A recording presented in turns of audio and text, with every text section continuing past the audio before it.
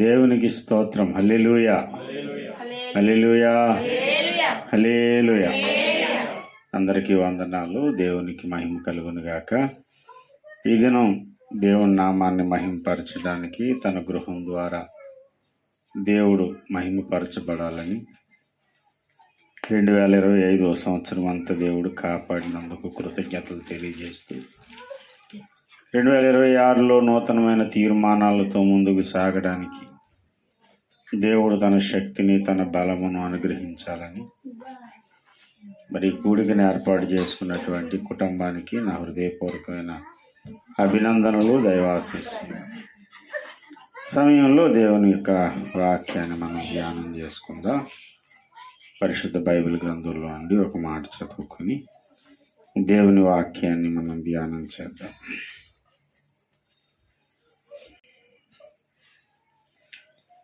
స్తోత్రం.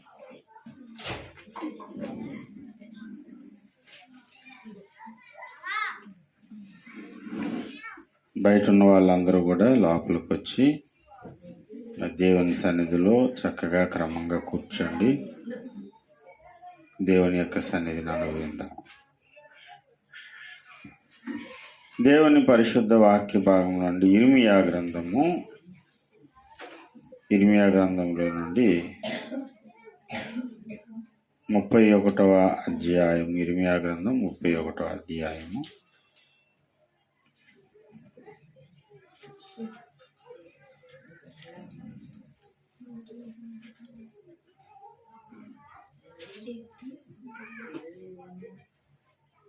స్తోత్రం. హల్లెలూయా.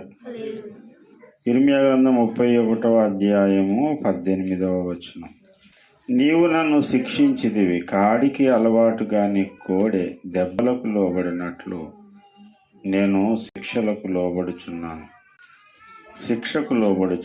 నీవు నా దేవుడు అయిన యెహోవా, నీవు నా మనస్సు త్రిప్పిన ఎడల నేను తిరుగుదునని ఎఫ్రాయిము అంగలార్చుచుండగా నేను ఇప్పుడే వినుచున్నాను. దేవుడి పరిశుద్ధ వాక్యం ద్వారా మనందరితోనూ మాట్లాడినట్లుగా ప్రార్థన చేద్దాం. తలలో వచ్చండి, కన్నులు మూయండి.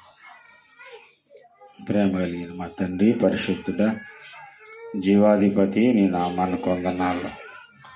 జీవజలములో ఓట అయిన యేసయ్య సమయంలో మీరే మాట్లాడండి. వ్యతిరేకంగా పనిచేస్తున్న సకల అంధకార చీకటి శక్తులను యేసు క్రీస్తు నామములో బంధిస్తున్నాను. కుటుంబ పక్షంగా మీరే గొప్ప కార్యం చేయండి. మీ సన్నిధి కాంతిని మన మీద ప్రకాశింపచేయండి. అద్భుతమైనటువంటి నీ కార్యం మా జీవితంలో జరిగించమని యేసయ్య నామంలో ఈ కుటుంబ పక్షంగా, మా అందరి పక్షంగా మీరే దిగివచ్చి మాతో మాట్లాడమని యేసయ్య నామమును వేడుకుంటున్నాం తండ్రి, ఆమేన్. ప్రభునందు ప్రియమైన సహోదరి సహోదరులారా, సాధారణంగా ప్రజలు ఒక మనిషిని సరి అయిన దారిలోనికి తీసుకుని రావాలి, మంచి మార్గంలో మనుషులను ఉంచాలి అని మంచి హృదయం కలిగిన వారందరి అభిలాష. సాధారణంగా ఏ మతం అయినా సరే మంచే చెబుతుంది. మతాల యొక్క ముఖ్య ఉద్దేశం ఏంటంటే, మత బోధకుల యొక్క ఇంటెన్షన్ ఏంటంటే సమాజం బాగుండాలి, అందరూ బాగుండాలి, అందరూ చక్కగా ఉండాలి. స్కూల్కి వెళ్ళేటువంటి పిల్లలకి టీచర్స్ చక్కని ఉపదేశం చేస్తారు, నైతిక విలువలు అనేవి నేర్పిస్తారు. తల్లిదండ్రుల పట్ల ఎలా మెలగాలో, పెద్దల పట్ల ఎలా ఉండాలో, సమాజం పట్ల ఎలాంటి బాధ్యత కలిగి ఉండాలో, దేశాన్ని ఏ విధంగా గౌరవించాలో, ఇవన్నీ స్కూల్లో చదువుకునే పిల్లలకి టీచర్స్ నేర్పిస్తారు. అందుకే ప్రతిరోజు కూడా వందే మాతర గీతాన్ని పాడిస్తారు. భారతీయత భావాన్ని, దేశభక్తిని నింపాలని. ఇలా సమాజానికి అవసరమైనటువంటి మంచి విషయాలన్నీ ఇంట్లో నేర్పుతారు, స్కూల్స్లో నేర్పుతారు. ఇవేవి ఎక్కలేదు, వాడు దుర్మార్గుడిగా తయారైపోయాడు, వాడిని ఏదో కేసులో బుక్ అయితే జైల్లో పెడతారు. జైల్లో కూడా పరివర్తన అనేది వాడికి రావడం కొరకు పరివర్తన కేంద్రాలు అనేవి ఏర్పాటు చేస్తారు. జైల్లోకి వెళ్ళి మార్పు చెందొచ్చి రక్షణ పొంది దేవుని కొరకు గొప్ప సేవ చేస్తున్న వాళ్ళు ఎందరో ఉన్నారు. జైల్లో మారు మనసు పొందిన వారు. ఎందుకంటే జైల్లో మన రాజమండ్రి సెంట్రల్ జైల్లో వాక్యం చెప్పడానికి దైవజనులు థామస్ ఆచార్య గారు అనేటువంటి గొప్ప దైవజనులు వెళ్తూ ఉంటారు. వారి ద్వారా ఎందరో భయంకరమైనటువంటి ఏమంటారు ఉన్మాదంతో కోపోద్రేకంతో హంతకులుగా మారిపోయినటువంటి వ్యక్తులు ఆయన బోధల వల్ల మారారు.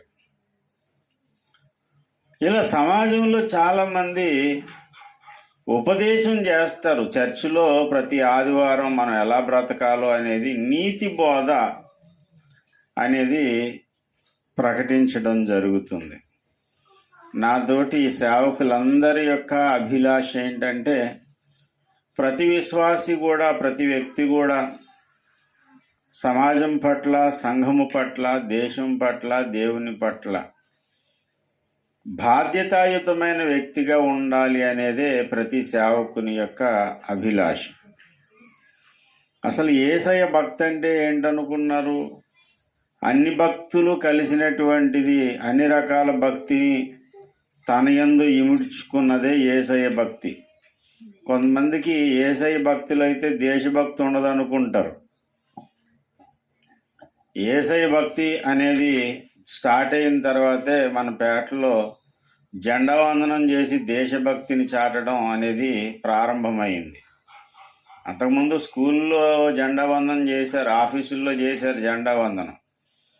మన పేటలో జెండా వందనం చేయడం అనేది ఇక్కడ చర్చ వచ్చిన తర్వాతే స్టార్ట్ అయ్యింది. ఎందుకనంటే యేసయ్యను భక్తితో ఆరాధించే ప్రతి వ్యక్తి కూడా దేశభక్తి అనేది కలిగి ఉంటాడు.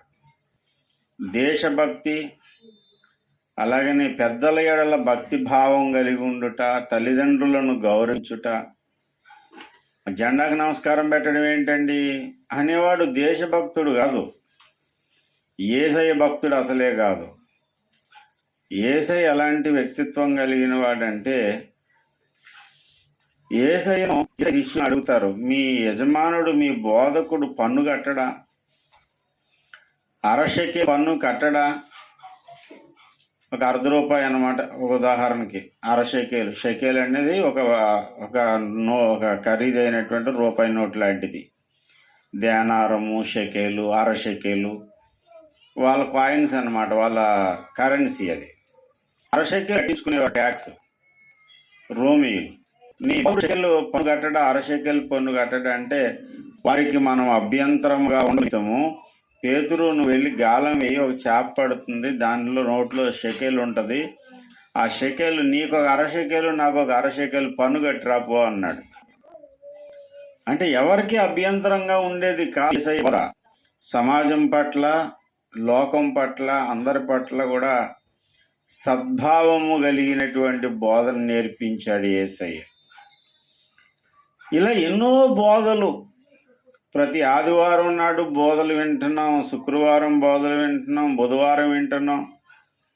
ఈ మధ్యకాలంలో ప్రతి ఇంట కూడా ఇంటింట గృహ కూడికలు ఏర్పాటు చేసి ప్రతి గృహ కూడికలో కూడా దేవుని వాక్యం బోధించబడుతూ ఉంది. ఎలా బ్రతకాలి, ఎలా నిర్ణయం తీసుకోవాలి, ఎలాంటి వ్యక్తిత్వం కలిగి ఉండాలి, ఇలా ఎన్నో నీతి బోధలు చిన్నపిల్లలు మొదలుకొని పెద్దల వరకు అన్ని రంగాల్లో అందరూ కూడా మంచే చెబుతారు. ఎవరో బుద్ధిహీనులు తప్ప సరి అయిన వ్యక్తిత్వం ఉన్న వాళ్ళు ఎవరైనా సరే నీతి బోధ చేస్తారు, కానీ పాడైపోమని ఎవడన్నా బోధిస్తాడా? ఎవరో కొంతమంది ఆగతాయితనం, ఒరే జీవితం అంటే ఎంజాయ్ చేయాలరా, బ్రతుకులో ఏ ఎంజాయ్మెంటు లేనిది ఎలాగరా, కళ్ళు తాగితే కర్ణుడు కొడుకురా, సుట్ట తాగితే సూర్యుడు కొడుకురా, ఏమీ తాగకపోతే వెధవ కొడుకురా అని ఇలాంటివి బోధించేవారు. నాకు చిన్నప్పుడు చెప్పేవారు కొంతమంది.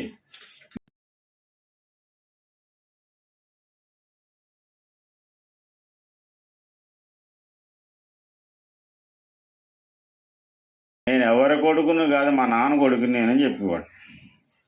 సూర్యుడి కొడుకుని అవ్వాల్సిన అవసరం వచ్చింది? సూర్యుడి కొడుకుని చంద్రుడి కొడుకునే కాదు, నా ఐడెంటిటీ నాకు ఉంది, నా తండ్రి నాకు ఉన్నాడు.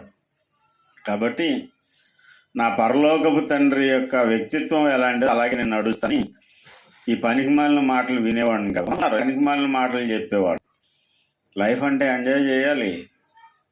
ఎప్పుడూ ఒకటే రకమైన కూర, ఎప్పుడూ ఒక రకమైనటువంటి తిండి తింటామా? అలాగే లోకంలో అన్నీ చూడాలి, అన్ని రుచులు, అన్ని రకాలు, అందరితో పాపం చేయాలి. ఇలాంటి పనికి మాలినటువంటి జుగుప్సాకరమైనటువంటి పాపాన్ని ప్రేరేపించే దుర్మార్గులు కూడా ఉన్నారు సమాజంలో. కానీ మంచి చెప్పేటువంటి వ్యక్తిత్వం చాలా మందికి ఉంటుంది. సాధారణంగా వాడు మంచోడో చెడ్డోడో పక్కన పెట్టి కానీ ఎదరోడికి చెప్పాల్సి వచ్చినప్పుడు ఏం చెప్తారు? మరే మీరు చక్కగా బ్రతకండి. సారా తాగుతున్నటువంటి తండ్రి, చుట్టా సారాయి తండ్రి వాళ్ళ కొడుక్కి ఏం చెప్తాడు? రే నేనేదోలా చెడిపోయాను కానీ మీరు చెడిపోకండ్రా, దీని జోలికి రాకండ్రా అని చెప్తాడు తండ్రి. అందరూ నీతి బోధలు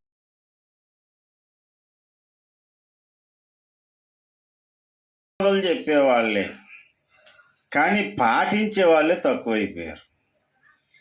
అసలు ఒక వ్యక్తి దేవుడు చెప్పిందైనా మనిషి చెప్పిందైనా వినాలనే ఆలోచన ఉంటుంది, కానీ ఒక నెగటివ్ ఫోర్స్ అనేది శరీరంలో బలంగా పనిచేస్తూ ఉంటుంది. వ్యతిరేక ఒక శక్తి, ఒక నియమము, మేలైనది చెయ్యాలనేటువంటి ఆలోచన ఉన్నప్పటికీ, మేలైనది చెయ్యాలని తెలిసినప్పటికీ అలాగూ చెయ్యలేని పరిస్థితులు మానవ శరీరంలో ఉన్నాయట. ఎందుకున్నాయంటే, నేను చేయగోరు మేలు చేయక చేయగోరని కీడు చేయుచున్నాను. రోమాపత్రిక 7వ అధ్యాయము 18 నుంచి చదవండి. నా యందు అనగా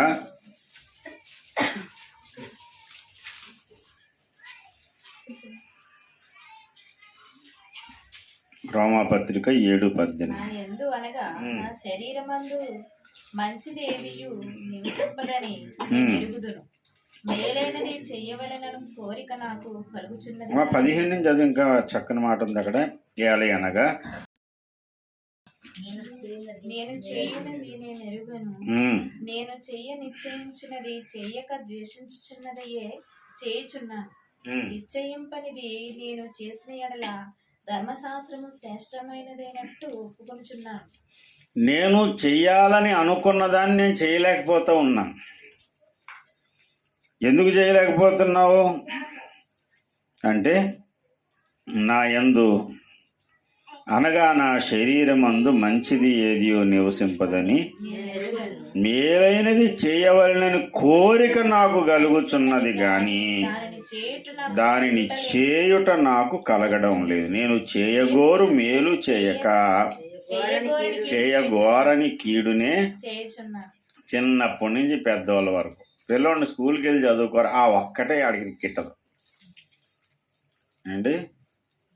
చదువుకోరా నాయన అంటే ఊరి మీద తిరగడానికన్నా ఇష్టపడతాడేమో, కానీ మన ఏరియాలో కొంతమంది పిల్లలు ఆ ఎండలో పడి ఆ తాళ్ళు పనిలో సాయం చేస్తే ఏదో 100-50 ఇస్తారు కదా అని దాని వెనకాల పరిగెట్టడానికని ఇష్టపడుతున్నారేమో, కానీ ఒరే చదువుకోరా నాయన. మన కుర్రోళ్ళు ఇక్కడ ఆ నీళ్ళన్నీ తోడి పోసి బురదలో దొర్లేసారు, మొత్తం ఒళ్ళంతా బురదే. ఎంత చేపలు దొరికాయి, అవి ఏమైనా 1,00,000 రూపాయలు వచ్చేస్తాయా? 100 రూపాయలు వచ్చేస్తాయా అండి? ఇంటికాడ వాళ్ళ అమ్మ నాన్న మెచ్చుకుని బాగానే పట్టే నాయన అనబట్టే కదా. లేకపోతే మా అమ్మ పులుసు ఎట్టేసింది, నన్ను ఎట్టేసింది పులుసు. అలా పులుసు ఎట్టేస్తే మళ్ళీ వెళ్ళరు అందులోకి. అది తోడడానికి ఎన్ని తిప్పలు పడ్డారో నేను అన్నీ చూస్తున్నాను. ఆ సీసీ కెమెరాలో కనబడుతుంది, అంతా చూస్తున్నాను వాళ్ళ పాటలన్నీ. చదువుకోవడం అంతకంటే కష్టం అండి. ఈ నీళ్ళు తోడిపోయడం ఎంత కష్టపడతారు, కానీ వెళ్ళి కాసేపు పుస్తకం పట్టుకుని చదవడం అంటే మాత్రం చాలా కష్టం. ఎందుకు? చదువుకుంటే బాగుపడతాడు, ఇలా చేపలు పట్టుకుని అదన్నా మంచిదే. పూర్తిగా ఫిషింగ్ నేర్చుకుంటే అదో జీవనోపాధి. అది కూడా పూర్తిగా ఉండదు కదా. ఇది పెట్టేది మట్టగడసలు ఏవో ఉంటాయి అంత పొడుగు, అవి పనికిరాని చేపలు. ఇదే ఎక్స్పీరియన్స్తో సముద్రంలో దిగాడంటే కొట్టుకుపోతాడు. ఈత కొట్టడం కూడా రాదు వాళ్ళకి. అది రాదు ఇది రాదు. చేపలు పట్టడానికి నేనేం తృణీకరి. కొంతమందికి అదే జీవనోపాధి. అదన్నా నేర్చుకో పూర్తిగా. అంటే అది లేదు. పని చేసేది ఏది నేర్చుకోరు. పిల్లలైనా పెద్దోళ్ళైనా అందరి పరిస్థితి ఎలా ఉంటుందంటే, ఏదైతే మంచి అనుకుంటామో ఆ మంచి చేయలేము. మంచి బోధలు వింటాం. విన్నంతసేపు ఆహా ఏం బోధండి, అంత వాచుకం, పాస్టర్ గారు ఎంత మంచిగా చెప్తారో వాచుకం. మొన్న ఒక ఆయన అంటాడు, బావగారు ఎంత బాగా చెప్పాడండి ఆయన అన్నాడు. ఏం చెప్పాడు? శతక్కుడు వేసాడండి. ఏ శతక్కు కొడిసాడే బాబో, 2 గంటలు కొడిసాడండి. గట్టి గట్టిగా అరిసేసాడండి. అదే 2 గంటల సేపు ఏం చెప్పాడు? అయ్యి బాబు నేను చెప్పలేండి, చాలా చెప్పాడండి బాబు. 2 గంటల సేపు ఏం చెప్పాడో చెప్పలేడండి, కానీ చెప్పాడండి, బాగా చెప్పాడు. ఇంతకీ ఏంటంటే గట్టి గట్టిగా అరిచేసాడు ఆయన. ఇంతకీ వినడం అయితే వింటారు బుద్ధిమంతుల్లాగా. విన్న బోధ మాత్రం బ్రతుకులోకి రాదు. బ్రతుకులోకి రావడానికి అండి ఇష్టం లేక కాదు, ఇష్టమే. వాక్యం విన్నంతసేపు అనిపిస్తుంది. ఎలా అనిపిస్తుంది? నేను కూడా ఇంకా మంచివాడిని అయిపోవాలి ఈ రోజుతోటి. నిన్న ఒకడు అంటాడు నాతోటి, పాడకండి నేను రేపు నుంచి మారిపోతాను, ఫేమస్ అయినా. అయితే రేపు పొద్దున్న చర్చికి రేపు రానండి బాబోయ్, ఆదివారం రేపు రానండి. రేపు నాకు చాలా ముక్కనమో ఏదో ఒక పండగ లాస్ట్ మూమెంట్ అంట అది. రేపు మాత్రం నాకు చాలా బిజీ అండి, ఆ తర్వాత నుంచి నేను మారిపోతానండి. అందరూ మారిపోదామని ఉంటుంది. వాచుకం విన్నంతసేపు కూడా ఏమనిపిస్తుందంటే, అమ్మ బాబోయ్ ఇంక లేదండి, ఇంకా బతికితే దేవుడి కోసం బ్రతికేయాలండి, ఇంక లేకపోతే నా జీవితమే వేస్ట్ అండి అని ఇలాంటి తీర్మానాలు ఎన్నో మన జీవితంలో మనకు వస్తాయి. కానీ తీర్మానాలు బాగానే ఉన్నాయి, కానీ అడుగులు ముందుకు పడడం లేదు. ఇది అతి ఘోరమైనటువంటి సమస్య. ఈ సమస్య అపోస్తులైన పౌలు ఎత్తి చెబుతున్నాడు 7వ అధ్యాయంలో. చెప్పి 24వ వచనంలో, అయ్యో నేనెంత దౌర్భాగ్యుడను, ఇట్టి మరణమునకు లోనగు శరీరము నుండి నన్ను ఎవడు విడిపించును. అయ్యో నేనెంత దౌర్భాగ్యుడను. మేలైంది ఏదో తెలుసు నాకు, మేలైంది చెయ్యాలనేటువంటి ఆశ నాకు ఉంది, కానీ అలా చేయడం నా వల్ల కావడం లేదు. చెయ్యాలనుకున్నటువంటి మేలు చేయక ఘోరని కీడే నేను చేస్తున్నాను. ఇట్టి మరణమునకు లోనగు శరీరము నుండి నన్ను ఎవడు విడిపించును. ఇది ప్రశ్నలు. ఇక్కడ ఇర్మియా గ్రంథం మూలవాక్యంలో మనం చదువుకున్నటువంటి వాక్య భాగంలో జవాబు దొరుకుతుంది.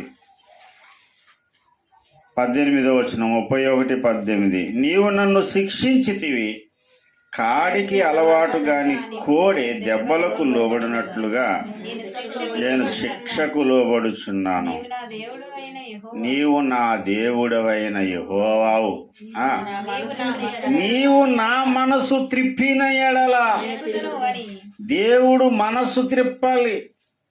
ఈ మనసును డైవర్ట్ చేయడానికి దేవునికి వ్యతిరేకంగా అడుగులు పడుతున్నాయి కదా, ఆ పరిస్థితి నుంచి సరైన రీతిలో మన అడుగులు పడడానికి మన మనస్సును దేవుడు త్రిప్పుతాడట. ఆయన త్రిప్పినప్పుడే ఆయన త్రోవలో మనం నడవగలుగుతాము, ముందుకు సాగగలుగుతాం. దీని కొరకు దేవుడు వాడేటువంటి ఆయుధం ఏంటయ్యా అంటే శిక్ష.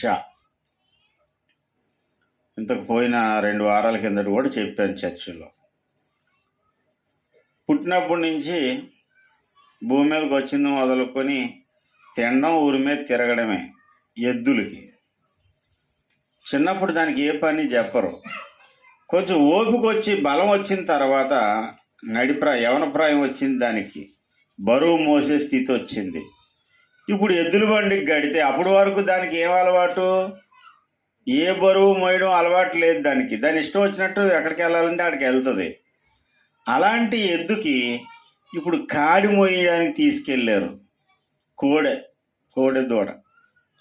తీసుకెళ్ళినప్పుడు అది ఇలా బరువు తీసి దాని మెడ మీద పెడితే, కాడి పెడితే అది గింజుకుండా ఉంటుంది.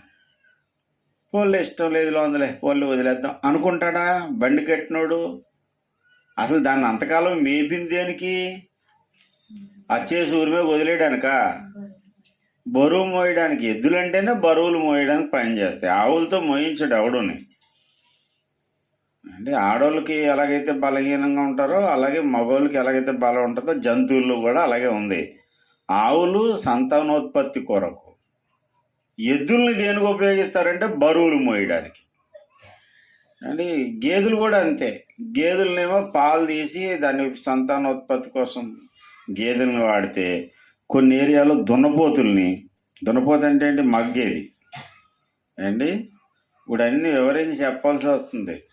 అది ఫిమేలా మెయిలా అని అడుగుతున్నారు పిల్లలు. ఆవంటే ఫిమేల్, ఎద్దంటే మేలు, మగది. దాన్ని బరువులు మోయడానికి. గేదెల్లో మగదాన్ని ఏమంటారు? దున్నపోతు. చాలామంది తిడుతుంటారు, రే దున్నపోత అని. దున్నపోత అంటే ఏంటది? మగ ఎద్దు, మగగేది. మగగేదెని దున్నపోతు అంటారు. ఆ దున్నపోతులతో బండ్లు చేసి బరువులు మోయిస్తారు. మీరు చూసారో లేదో? అది దున్నపోతుల బండి అంటారు. ఎప్పుడు చూడలేదు? యమధర్మరాజు వాహనం దున్నపోతేనంట. ఎద్దును పెంచిందే బరువులు మోయడానికి. అది నేను బరువు మోయినని మొరాయించింది అనుకోండి, అప్పుడు ఏం చేస్తాడంటే సరిగ్గా 4 దెబ్బలు వేస్తాడు. ఆ చర్నాకోలకి చివరన ఒక చిన్న ముళ్ళు లాంటిది ఉంటుంది. ఆ ముళ్ళుతోటి సరిగ్గా తోక్కి ఆ ప్లేస్ ఇలా సమానంగా ఉంటుంది చూడండి. ఆ సట్ట దగ్గర ఒక కసక్కని పొడుస్తాడు. పొడగానే అమ్మ బాబాయ్ శతకొడిసిలా ఉన్నాడు ఈడని చెప్పి ఈ దెబ్బలకి ఎద్దు బరువు మోయడానికి ఇష్టపడుతుంది. కాడికి అలవాటు కాని కోడె దెబ్బలకు లోబడినట్లు నేను నీ శిక్షలకు లోబడుచూ ఉన్నాను. దేవుడు కొట్టడం ఒకటే కాదు, కొట్టిన తర్వాత నీ మనసు త్రిప్పాలి. కొంతమంది దెబ్బలు తింటారు దేవునితోటి. ఆ దెబ్బలు తిన్నంతసేపు నాయనా ప్రభా హల్లెలూయా స్తోత్రం నాయనా, ఇంకొద్దు బాబు నువ్వు చెప్పినట్టు వింటానయ్యా. స్కూల్కి వెళ్ళలేదు అనుకోండి, పిల్లలు వడ్డించేస్తుంటాం బడా మన కొంతమంది అమ్మలు కొట్టరు. పోన్లే బాబా వెళ్ళనంటున్నాడు, వెళ్ళనన్న వండి ఎందుకమ్మా అలాగంటారు, వదిలేయండి అమ్మా. ఎంత తల్లుల కంటే ఎక్కువ అమ్మమ్మలు నానమ్మలే పాడు చేస్తారు పిల్లల్ని. అమ్మమ్మల నానమ్మలు ఒక మాట అన్నవారు పిల్లల్ని. ఆ పిల్లలు కొడుచుకుంటావా? చదవకపోతే బోల్డ్ అని చేసేయచ్చు. చదవకపోతే ఏం బోల్డ్ చేస్తాడు? బోల్డ్ ఏముండదు. పిల్లలకి చదివే అలంకారం, చదివించాలి. చదువు మనం ఇచ్చే ఆస్తి. పిల్లలకు మనం ఇచ్చే ఆస్తి ఏదన్నా ఉందంటే అది చదువు. కొంతమందికి అది ఎక్కట్లేదు. చదివేముందండి, బయటికి వెళ్ళిపోతే ఒక 50 రూపాయలు 100 రూపాయలు తెస్తాడు, నెలకు పోగెత్తి 3000 అవుతాయి. 3000కి గుడ్లు పెట్టిందే బోల్డ్ అని పిల్లలు అవుతాయి. తర్వాత వీడు ఎందుకు పనిగా అయిపోతాడు. చదువు చాలా ముఖ్యం. వాడు బడికి వెళ్ళనన్నాడంటే 4 తన్నైనా సరే పంపించాలి. కొట్టో తిట్టో బతిమాలో ఏదో ఒకటి చేసి ముందు చదువు చెప్పించడానికి పంపిస్తాం. చదవనన్నాడని వదిలేస్తే వాడు ఎందుకు పనికి రాకుండా అయిపోతాడు. అలాగే ఎద్దులు కూడా నేను బరువు మోయినంటే పోన్లే మానేసి ఊరి మీద తిరుగు అంటాడా? ఎవడో అండు. అది అంతకే పనికి రాకుండా మోయలేని స్థితి వస్తే మేకల కమేలకి గొడ్ల కమేలకు పంపించేస్తాడేమో తప్ప అప్పటి వరకు దాన్ని మాత్రం ఎలా వాయించాలో అలా వాయిస్తూ ఉంటాడు. ఇక్కడ భక్తుడు కోరుకునేది కూడా అదే. కాడికి అలవాటు కానీ కోడె దెబ్బలకు లోబడినట్లు నీవు నన్ను శిక్షించేవయ్యా. నీ శిక్షకు నేను లోబడుచున్నాను. నువ్వు కొడితే నీ దెబ్బలు కొడుతుంటే ఆ దెబ్బలకు నేను లోబడుతున్నాను. నీవు నా మనసును త్రిప్పిన ఎడల నేను తిరుగుతాను. నువ్వు నా మనసు త్రిప్పాలి. నీతి బోధలన్నీ అవసరమే కాదని నేను అన్ను. ఎన్ని నీతి బోధలు ఎంతమంది చేసినా దేవుడు నీ మనసు త్రిప్పకపోతే నీవు దారిలో గాడిలో నడవలేవు. ఈ 2026వ సంవత్సరం దేవుడు ఆశించిన ఫలాలు మనలో రావాలంటే మనం ఆశించినటువంటి అంతస్తుకు మనం చేరాలంటే మనం తీసుకునే నిర్ణయాలు సరిపోవు. దేవుడు మన మీద తన కార్యము జరిగించాలి. మన మనసును త్రిప్పాలి. మనం కోరుకోవాలి, ప్రభు నా వల్ల కావడం లేదు, నాకు చేత కావడం లేదు, నీ మార్గములో నడవడం నా వల్ల కావడం లేదు, నీ మార్గములో నడవటానికి నా మనస్సును నువ్వు త్రిప్పాలి అని దేవుని చేతులకు ఎవరైతే తమను తాము అప్పగించుకుంటారో వారందరినీ ఆయన అనుకున్నట్టుగా త్రిప్పగలిగిన దేవుడు ఆయన. దేవునికి స్తోత్రం. దేవుడు సర్వశక్తిమంతుడే, కానీ వ్యక్తి స్వేచ్ఛను దేవుడు గౌరవిస్తాడు. ప్రతి ఒక్కడికి స్వేచ్ఛనిచ్చాడు దేవుడు. ఆ స్వేచ్ఛను దేవుడు గౌరవిస్తాడు కనుక నువ్వు వ్యక్తిగతంగా దేవునికి నీవు అప్పగించుకుంటే, ప్రభు నన్ను త్రిప్పు నాయనా అని నీవు స్వచ్ఛందంగా దేవునికి నీవు అప్పగించుకుంటేనే నీ మనసును ఆయన తనకు అనుకూలంగా త్రిప్పుకుంటాడు. అంతేగాని దేవుడు అందరి మీద ఏదో దెయ్యం పడిపోయినట్టు, పూనకాలు వచ్చేసినట్టు పూనేసేసి నీకు ఇష్టం లేకపోయినా ఆయన దారిలో నిన్ను నడిపించేయడు. ప్రతి వ్యక్తిని స్వేచ్ఛాపరుడుగా దేవుడు చేశాడు. వ్యక్తి స్వేచ్ఛ. దేవుడు తన పోలికలో తన స్వరూపంలో మనిషిని చేశాడు కనుక ప్రతి మనిషికి దేవుని పోలుకుంది. దేవుడు స్వేచ్ఛ కలిగిన వాడు, స్వతంత్రుడు. అలాగే స్వతంత్ర వ్యక్తిత్వాన్ని మనకి ఇచ్చాడు. కాబట్టి మనం మన స్వతంత్రతను, మన స్వేచ్ఛను దేవుని పాదాల ముందు పెట్టి, ప్రభా నా స్వేచ్ఛ పక్కన పెట్టయ్యా, నువ్వు అనుకున్నట్టుగా నా మైండ్ నువ్వు తిప్పు, నా మనసును నువ్వు త్రిప్పాలి. నువ్వు నా మనసును త్రిప్పితే నేను తిరుగుతాను ప్రభా. నువ్వు నన్ను శిక్షించావు చాలాసార్లు, ఎన్నో మార్లు దేవుని శిక్షలు భరించి సేమ్ టు సేమ్ అలాగే బ్రతికినటువంటి వాళ్ళు చాలామంది ఉన్నారు. దెబ్బలైతే తింటున్నారు కానీ దారిలోకి రావడం లేదు. కొంతమంది పిల్లలు ఒకసారి కొట్టేసిందంటే వెంటనే ఇంక జీవితాంతం స్కూల్ మానకుండా వెళ్ళిపోతాడా? అల్లరి చేయకుండా ఉంటాడా అండి? వాడిని శిక్షించి దారిలోకి తేవాలనుకుంటాం, కానీ వాడి మనసు తిప్పేది ఎవరో?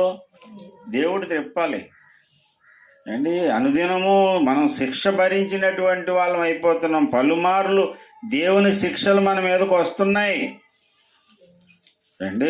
ఒకసారి కాదు, అనేక సార్లు దేవుడు శిక్షిస్తూనే ఉన్నాడు. దేవుని శిక్షను భరిస్తూ, దేవుని కోపమును భరిస్తూ ఉన్నటువంటి వ్యక్తులుగా మనం ఉన్నాం. అనేక మార్లు దేవుని యొక్క కోపం మన మీదకు వస్తుంది. విలాపవాక్యముల గ్రంథం 3వ అధ్యాయము దేవుని యొక్క శిక్షణల గురించి చెబుతూ ఉంటాడు. మొదటి వచనం, నేను ఆయన ఆగ్రహ దండము చేత బాధ అనుభవించిన నరుడను, ఆయన కటిక చీకటిలోకి దారి తీసి దానిలో నన్ను నడిపించుచున్నాడు. మాటి మాటికి దినమెల్లా ఆయన నన్ను దెబ్బలు కొట్టుచున్నాడు. మాటి మాటికి కొడతానే ఉన్నాడు. చితక మదక పడతానే ఉన్నాయి, చిన్నదో పెద్దదో. నాకు చిన్నప్పుడు సండే స్కూల్లో వేసినటువంటి ఒక మంచి విత్తనం ఏంటంటే, దేవుడు అందరినీ కొట్టడు. ఎవరిని కొడతాడు? ఎవరిని బాగా ప్రేమిస్తున్నాడో వాళ్ళనే కొడతాడు. అవునా? ఇప్పుడు రోడ్డు మీద చాలామంది పిల్లలు పెంటల మీద ఆడుతున్నారు. అందరి పిల్లల్ని బెత్తం పట్టుకుని వెళ్ళి కొడతారా? మీరు కొడతారా? కొట్టం. అదే నా బిడ్డ అక్కడ ఉన్నాడు అనుకోండి, ఇతర పిల్లలను కూడా కొట్టవచ్చు. కొట్టడానికి ఏముంది? బెత్తమే కదా, అందరినీ బాధేసి tick tick tick tick tick అని. కానీ వాళ్ళ అమ్మ బాబు వచ్చి మనల్ని బాధేస్తారు. నా బిడ్డ అనేటప్పటికి బాధ్యత, ప్రేమ ఎన్నో వచ్చేస్తాయి. కాబట్టి ఒక దెబ్బ కొడతాం. దెబ్బ కొట్టైనా సరే నా బిడ్డను నేను కాపాడుకోవాలనుకుంటాం. ప్రేమ ఉన్నప్పుడే ఒక దెబ్బ వేయగలుగుతాం. అలాగనే దేవుడు తాను ప్రేమించే వారిని శిక్షిస్తాడు, ప్రేమించే వారిని ఆయన గర్దిస్తాడు. నీ జీవితంలో దేవుడు నీ మీదకి ఏదైనా శిక్ష రప్పిస్తే, దేవుని యొక్క కోపం నీ మీదకి వస్తే, దేవుడు కోపడినందుకు, శిక్షించినందుకు, ఆయన నీ మీద ఆగ్రహంతో ఉన్నందుకు నీ మీద ప్రేమ లేనివాడు అనుకోవద్దు. దేవుని ప్రేమే నిన్ను ఒక దెబ్బ కొట్టేలాగా చేసింది. కానీ దేవుని యొక్క ఉగ్రత కొంతమీదకి దిగి వస్తుంది. అది మరలా వాడు తిరిగి లేవలేని పరిస్థితి వచ్చేది. వాడికి దైవోగ్రతకు పాత్రులు అయిపోతారు. కాబట్టి ప్రియమైన దేవుని బిడ్డలారా, దేవుని యొద్ద నుండి ఎవరికైనా ఒక శిక్ష వచ్చింది, ఒక నష్టం వచ్చింది, ఒక కష్టం వచ్చింది అని అంటే దేవుడు వాళ్ళ మీద పగబెట్టాడని కాదు, ప్రేమిస్తున్నాడని లెక్క. తాను ప్రేమించిన వారిని శిక్షించువాడు, తాను ప్రేమించిన వారిని ఆయన గర్దించేవాడు. పలుమార్లు గర్దించిన, పలుమార్లు శిక్షించిన, నువ్వు ఇంకా దారిలోకి రాకపోతే ఈ ప్రార్థన చేయాలి తప్పకుండా. నీవు నన్ను శిక్షించితివి, కానీ ఇప్పుడు నువ్వేం చేయాలి? నా మనస్సును నీవు త్రిప్పిన ఎడల నేను తిరుగుదును. ఈ ప్రార్థన మనం అందరము కలిపి చేద్దాం, దేవుణ్ణి అడుగుదాం దేవుని మార్గంలో నడవడానికి. నీవు చెప్పండి అందరూ, నీవు నా దేవుడవైన యెహోవావు, నీవు నా మనసును త్రిప్పిన ఎడల నేను తిరుగుదును. మళ్ళా చెప్పండి, నీవు నా మనసును త్రిప్పిన ఎడల నేను తిరుగుదును. ఈ ప్రార్థన చేయాలి. ఈ ప్రార్థన చేసి దేవుని సన్నిధిలో 9వ వచనంలోనికి రండి. వారు ఏడ్చుచూ వచ్చెదరు, వారు నన్ను ప్రార్థించుచుండగా నేను వారిని నడిపించుదును. కన్నీళ్లతో దేవుని పాదాలు పట్టుకుని, ప్రభువా నీవు నా మనసు త్రిప్పాలి నాయనా, నీకు అనుకూలంగా నేను బ్రతకాలి, దినమునకు 3 మారు ప్రార్థన చేయాలని మంచి ఆశ తల్లి కలిగి ఉంది. అంటే క్రమం తప్పకుండా దేవుని సువార్త చేయాలి, ఇంకా మంచి ఆశ. ఇలా ప్రతి ఆశను, ప్రతి కోరికను దేవుని దగ్గర పెట్టి కన్నీళ్లు గార్చినప్పుడు, మనము ఏడ్చుచు ఆయన సన్నిధికి వచ్చినప్పుడు, మన మనసును ఆయనే త్రిప్పి తనకు అనుకూలమైన మార్గములో మనల్ని నడిపిస్తాడు. అప్పుడు మనం బహుమానం పొందేటువంటి వ్యక్తులం కాగలుగుతాం. ఈ 2026వ సంవత్సరం మన జీవితంలో ఆశీర్వాద సంవత్సరంగా మారాలి అని అంటే కన్నీళ్లతో యేసయ్యను బతిమాలుకోవడం ఒకటే. ఈ సంవత్సరం మన జీవితంలో గొప్ప మార్పుకు కారణం కావాలంటే కన్నీళ్లతో దేవుని వేడుకుంటూ మనల్ని మనం ఆయనకు అప్పగించుకోవడం అవసరం. నిన్ను నీవు దేవునికి అప్పగించుకో, నిన్ను నీవుగా దేవునికి సమర్పించేసుకో. నాకంటూ ఏ స్వేచ్ఛ స్వాతంత్ర్యం వద్దయ్యా, నువ్వు నడిపించు, నువ్వు నా మీద రాజుగా ఏలుబడి చెయ్యి. ఎలా నడిపిస్తావో నీ ఇష్టం, ఎలా బోధిస్తావో అది నీ ఇష్టం. నా ఇష్టాలు ఏమి నెగ్గకూడదు ఇక్కడ. నీ ఇష్టం మాత్రమే నెరవేరునుగాక, నీ చిత్తం మాత్రమే నెరవేరునుగాక అంటూ దేవుని చిత్తానికి, దేవుని ఇష్టానికి సమర్పించుకున్న నాడు ఆయన సరి అయిన దారిలో నడిపిస్తాడు. దేవుని మార్గంలో దేవుడే నడిపిస్తున్నప్పుడు మన జీవితానికి నెమ్మది, ప్రశాంతత దొరుకుతుంది. ఆయన తన గొర్రెలను శాంతికరమైన జలముల దగ్గరికి నడిపిస్తాడు, పచ్చిక బయళ్ళలో విశ్రమింపజేస్తాడు, తన నామమును బట్టి నీతి మార్గములలో నడిపిస్తాడు. అటువంటి ధన్యత ఈ కుటుంబానికి కూడిన మనందరికీ దేవుడు అనుగ్రహించునుగాక. ఆమేన్. రండి ప్రార్థన చేసుకుందాం. అందరూ ప్రార్థన చేయండి.